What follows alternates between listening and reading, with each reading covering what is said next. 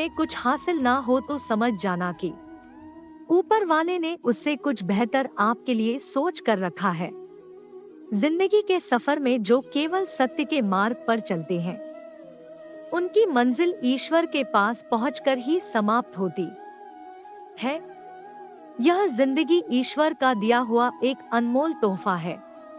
इसे यूं ही व्यर्थ ना गवाएं। मिटाए नहीं मिटते तकदीर के लेख, तू बस कर्म अच्छा कर, फिर भगवान की महिमा देख। तुझ में मुझ में सब में एक आत्मा समाई है। आत्मा है परमात्मा का अंश, यह जीवन की सच्चाई है। ना मैं मंदिर में रहता हूँ ना मैं मस्जिद में रहता हूँ, जिस इंसान के दिल में इंसानियत है मैं उस दिल में रहता हूँ। ईश्वर की दी हुई संपत्ति यह प्रकृति है। प्रकृति से प्रेम मतलब ईश्वर से प्रेम। जगत में दोस्ती और विश्वास सिर्फ कृष्णा से करो, क्योंकि कृष्णा ही ऐसे साथी है जिन्होंने सुदामा का भी साथ नहीं छोड़ा और अर्जुन का भी साथ नहीं छोड़ा। हरे कृष्णा हरे कृष्णा। दुनिया में सत्य और प्रेम से बढ़कर कुछ नहीं है।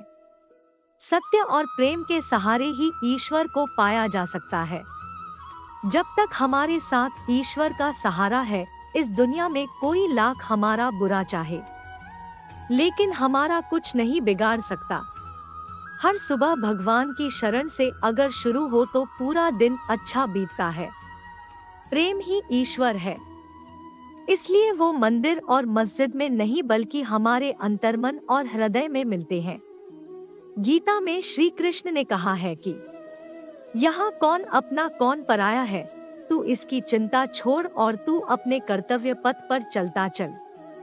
भगवान पर भरोसा रखे और अपने कार्य पर विश्वास रखे, आपके साथ कभी कुछ बुरा नहीं होगा। भगवान मूर्तियों में नहीं, आपके विश्वास और एहसास में छुपा है। आज हम जो कुछ भी है वह ईश्वर की देन है। यह सांसें, यह जीवन सब ईश्वर की देन है। भक्ति करने से ऐसा नहीं है कि जीवन में मुश्किलें नहीं आती है। मुश्किलें आती है, लेकिन वह हमें बिना सताए चली भी जाती है। ए इंसान, इस जगत में तू अपनी समस्या देख और ईश्वर का कद देख। जब दोनों को देखेगा तो तुझे तेरी समस्या एक बिंदु मात्र नजर आएगी। तू बस अपने कर्मों पर ध्यान दे, फल की चिंता ना कर, ये ईश्वर पर छोड़ दे। कर्म के हिसाब से फल अवश्य मिलेगा। भगवान पर विश्वास का मतलब यह नहीं होता कि भगवान मेरे लिए सही ही करेंगे, बल्कि यह होता है कि भगवान जो करेंगे वह मेरे लिए सही ही होगा। तेरी लगन का रंग मुझ पर ऐसा चढ़ा है कान्हा, अब मुझे दुनिया के रंग बिरंगे रंगों की जरूरत नहीं पड़ती। ए बंदे, आंखें खोल कर देख, यह दुनिया तो फानी है। कुछ नहीं जाना साथ तेरे, तेरे कर्मों की नेकी बदी रह जानी है। जब दुनिया का हर रिश्ता साथ छोड़ देता है तो एक भगवान का साथ ही हमारे पास होता है। जिंदगी में जब भी अकेलापन महसूस किया करो, ईश्वर के पास जाकर बैठ जाया करो। आपको एक सच्चा साथी मिल जाएगा और अकेलापन दूर हो जाएगा। जब आप प्रकृति के साथ हो तो आप ईश्वर के साथ हो। यदि आप प्रकृति के खिलाफ हो तो आप ईश्वर के खिलाफ हो। जिंदगी में हमें किसी से भी नहीं डरना चाहिए, ईश्वर से भी नहीं, क्योंकि ईश्वर कोई डराने की चीज नहीं है। उन्हें तो बस प्रेम किया जा सकता है। भगवान ने तो सब इंसानों को इंसान ही बनाया, लेकिन इंसानों ने भगवान का बंटवारा कर दिया। जिंदगी में अगर तुम सिर्फ सत्य के मार्ग पर हो तो निश्चित ही तुम ईश्वर के मार्ग पर हो। जब तेरा कोई साथ ना दे इस जिंदगी से, तू थक जाए, सबसे दिल टूट जाए, तो तुम मेरे पास आ जाना, मैं तेरे सारे गुनाह माफ कर दूंगा। जगत में ईश्वर हर जगह मौजूद नहीं होता, लेकिन इस दुनिया के हर कोने में हर जगह ईश्वर का कानून और उसकी कुदरत मौजूद रहती है। ईश्वर प्यार का सागर है। अगर उसकी एक बूंद हमें मिल जाए तो भवसागर पार हो जाए। जैसे देश का मंत्री हर जगह मौजूद नहीं होता लेकिन उसका कानून, उसकी व्यवस्था हर जगह होती है, वैसे ही ईश्वर हर जगह मौजूद नहीं रहते लेकिन उनका कानून और उनकी कुदरत हर जगह काम करते हैं। जैसे बोते हैं बबूल तो आम की इच्छा नहीं कर सकते, वैसे ही यह कर्म भूमि है। कर्म अच्छे ना किए हो तो अच्छे फल की इच्छा रखना व्यर्थ है। हे ईश्वर, इस मतलबी दुनिया में हमें तो क्या कोई याद करेगा। जब यह मतलबी लोग तुझे भी मतलब के सिवा याद नहीं करते, दुनिया में हमें हर रिश्ता, सारे लोग दिखाई देते हैं, बस भगवान ही दिखाई नहीं देते। लेकिन एक भगवान ही ऐसे सक्षम है जो हमें हर पल देखते रहते हैं। दुनिया के मतलबी लोगों को वैसे तो भगवान याद नहीं आते लेकिन जब कोई मुश्किल आन पड़ती है तो उन्हें सिर्फ भगवान ही याद आते हैं। शरीर की नजरों से देखने से भगवान कभी दिखाई नहीं देते, उन्हें देखने के लिए मन की आंखें खुली होनी चाहिए।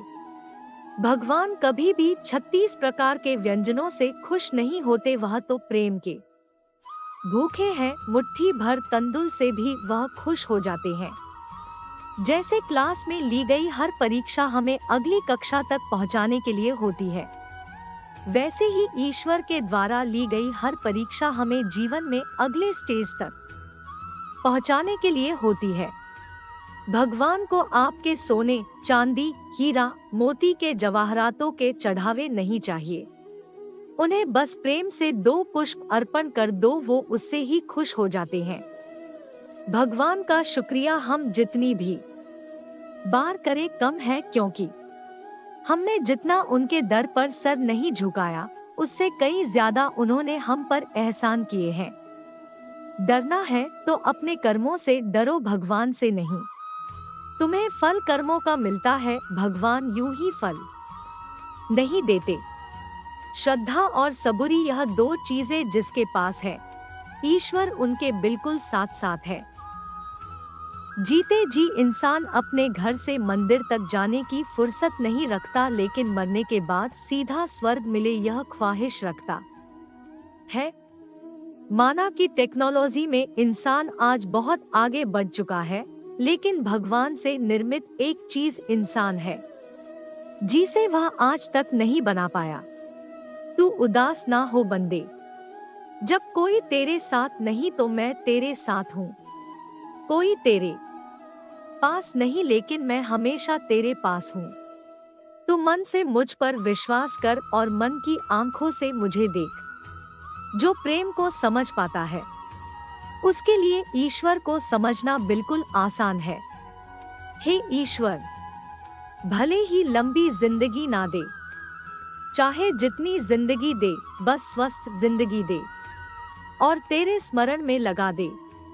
अगर आपके मन में विश्वास है, किसी भी कार्य को करने के लिए आप विश्वास से आगे बढ़ते चले, ईश्वर खुद ब खुद रास्ता बनाते जाएंगे। परमात्मा के पास हर कार्य की शक्ति असीमित है लेकिन हमारी बुद्धि सीमित होने की वजह से उसे ग्रहण नहीं कर पाती। हर व्यक्ति को ईश्वर में आस्था अपने निजी विचारों से होती है और वह विचार कुछ भी हो सकते हैं। परमात्मा सदा सदा से ही दयालु और कृपालु हैं। अगर सच्चे मन से उन्हें याद किया जाए तो वह हमारे मन की बात अवश्य सुनते हैं। अगर ईश्वर से आप उदारता की कामना रखते हो तो पहले खुद के अंदर वह गुण दूसरों के लिए भर दो।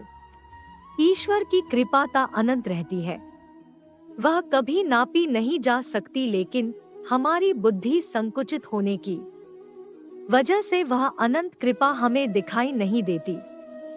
अगर ईश्वर को पाना चाहते हो तो दिल में सबके लिए प्रेम रखो। भगवान से कुछ मांगने पर अगर वह चीज आपको ना मिले तो जिंदगी में छटपटाना मत, क्योंकि आपके लिए कौन सी चीज बुरी है ये आपसे ज्यादा भगवान को पता। 5 पहर